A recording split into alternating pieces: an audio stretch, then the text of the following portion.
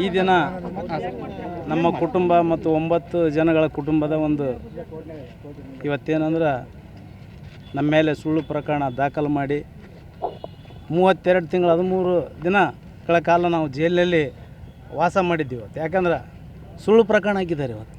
ಅದರಲ್ಲಿ ಏನಾದರೂ ಸತ್ಯ ಇದ್ದರೆ ನಮಗೇನು ನೋವು ಆಗ್ತಿದ್ದಿಲ್ಲ. ಅದು ಇಡೀ ಕುಟುಂಬಕ್ಕೆ ಕೊಟ್ಟಂಥ ನೋವು ದೊಡ್ಡದಿದೆ.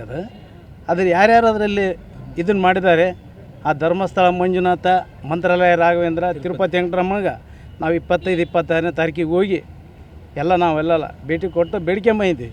ಅದು ಮುಂದಿನ ದಿನಗಳಲ್ಲಿ ಅದು ನಾವು ತಪ್ಪು ಮಾಡಿದರೆ ನಾವು ಸರ್ವನಾಶ ಆಗೋಲ್ಲಿ, ಏನಾದರೂ ತಪ್ಪು ಚಾರ್ಜ್ ಶೀಟ್ ಹಾಕಿದ್ರೆ ಅವ್ರು ಸರ್ವನಾಶ ಆಗೋಲ್ಲ. ಇಷ್ಟೇ ನಮ್ಮ ಮಾತು. ನಿರ್ದೋಷ ಆಗಿದ್ದೀನಿ. 10 ವರ್ಷ 8 ತಿಂಗಳಾಯಿತು. 10 ವರ್ಷ 8 ತಿಂಗಳಾಯಿತು. ಭಾಳ ನೋವನ್ನು ಅನುಭವಿಸಿದ್ವಿ.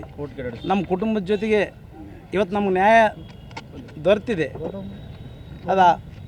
ಅದರದ್ದೇ ನಮ್ಮದು ಹೆಚ್ಚಿನ ಒಂದು ಸಂತೋಷ ಇದೆ ಹೊರತಾಗಿ ಉಳಿದದ್ದು ನಾವು ಏನು ರಾಜಕೀಯ ಬಿದ್ರಿಂದ ಅದು ನೋಡ್ರಿ ಏನೇನಾಗೈತೆನ ಅದು ಮಾಡಿದವ್ರಿಗೆ ಆ ಧರ್ಮಸ್ಥಳ ಮಂಜುನಾಥ ಮಂದಿರ ನಾವು ಯಾರ ಬಗ್ಗೆ ನಾವು ಆಪಾದನೆ ಮಾಡಲ್ಲ. ಹೌದಲ್ಲ? ಈಗ ಸುಳ್ಳು ಪ್ರಕರಣ ಮಾಡಿದ್ದು ನಿಮಗೆ ಗೊತ್ತಿದೆ.